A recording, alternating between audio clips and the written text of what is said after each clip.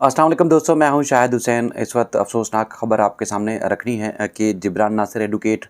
जिनको आप सब जानते हैं, एक वकील की हैसियत से, एक समाजी कारकुन की हैसियत से, एक इंसानी हकूक़ के अलमबरदार की हैसियत से, उनको नामालूम अफराद उनकी अहलिया के मुताबिक ज़बरदस्ती साथ ले गए हैं और उनकी अहलिया ने एक वीडियो पैगाम जारी किया है और साथ ही साथ उन्होंने मुतल्लिका थाने में दरख्वास्त भी दी है। कौन लोग थे, किस तरह थे, उसकी तफसीलात जो उन्होंने रखी हैं, जो उन्होंने थाने में दरख्वास्त दी है, उसकी तफसीलात आपके सामने रखनी है। मुख्तलिफ़ सोर्सेस से हमने मालूमात लेने की कोशिश की है, लेकिन कोई इदारा या पुलिस का ख़ास तौर पर जो महकमा है, वो इस वक्त ये कबूल नहीं कर रहा कि जिब्रान नासिर को उनकी तहवील में है जिब्रान नासिर, या जिब्रान नासिर को उन्होंने तहवील में लिया है। फ़िलवक्त ये इत्तलात हैं कि कुछ नामालूम अफराद जो कि सिविल ड्रेस में थे,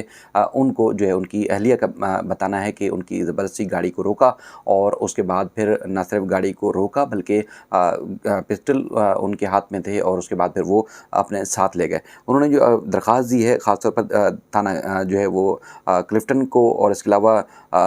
एसएसपी साउथ को दी है उन्होंने। उसके बाद फिर सीनियर सुपरिटेंडेंट पुलिस जो है वो डिस्ट्रिक्ट साउथ हैं और उसके बाद फिर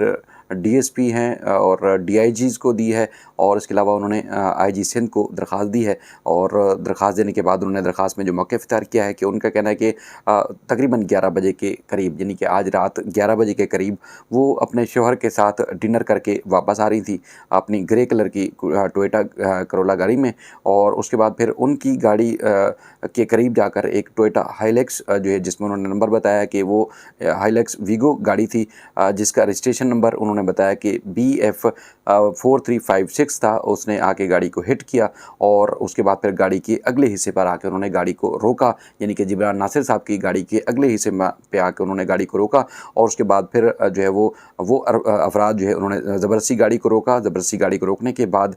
ये जो मकाम बता रही हैं ideal bakery 26 street defence phase 5 का इलाका है। उन्होंने कहा कि इसी की जो इनकी जो गाड़ी थी, इसके पीछे एक सिल्वर जो है वो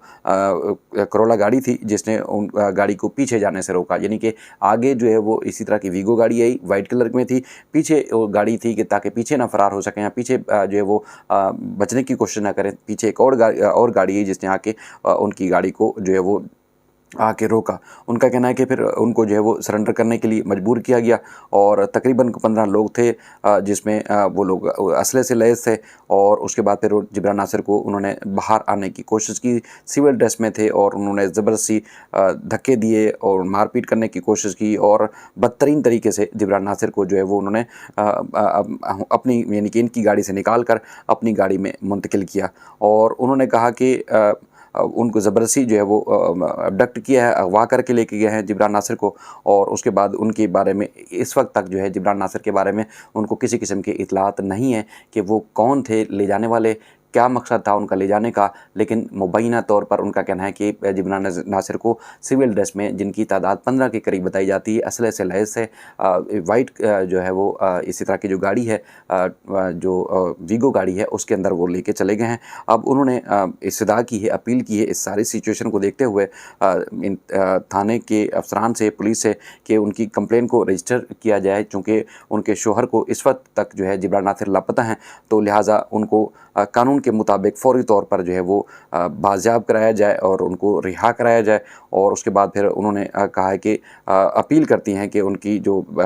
अगवा है उसको जो है वो फ़ौरी तौर पर जो है इसके ख़िलाफ़, अगवाकारों के ख़िलाफ़ जो है कार्रवाई भी की जाए। अब तक जो है वो थाने में दरख्वास्त बाकायदा तौर पर हमें इत्तलात जो मसूल हुई हैं उन्होंने जमा करा दी हैं और बाकी कानूनी चाराजोई के लिए भी कोशिश की जा रही है। उनके जिब्रान नासिर साहब के ऑफ़िस के जो एसोसिएट हैं उनसे हमारी बात हुई। उनका कहना है कि आज पुलिस को दरख्वास्त रात में दे दी जाएगी, कल सुबह के औकात में अगर उनकी बाजियाबी अमल में नहीं आती तो फिर बाकायदा तौर पर सिंध हाई कोर्ट से भी रजू किया जाएगा उनकी बाजियाबी से मुताल्लिक। चूँकि सूरत हाल मुल्क में जिस तरह तशवीशनाक है, तो किसी का भी शायद अंदाज़ा नहीं कि किसी के साथ कुछ भी हो सकता है। जहाँ तक मैं जानता हूँ, जिस तरह एक बहैसियत वकील के कोर्ट्स में जिस तरह उनसे मुलाकात होती है, तो उनका किसी सियासी जमात से कोई ताल्लुक़ नहीं है, लेकिन एक ह्यूमन राइट्स और इंसानी हकूक़ के हवाले से वो हमेशा आवाज़ उठाते रहते हैं। और हालिया दिनों में भी जो मुल्क में सियासी कैफियत है, बहरान सी कैफियत है, उस पर उनके ट्वीट्स ज़रूर थे। वो ट्वीट्स कानून और कानून की अमलदारी के हवाले से बात ज़रूर कर रहे थे, लेकिन इसके अलावा कोई सियासी जमात से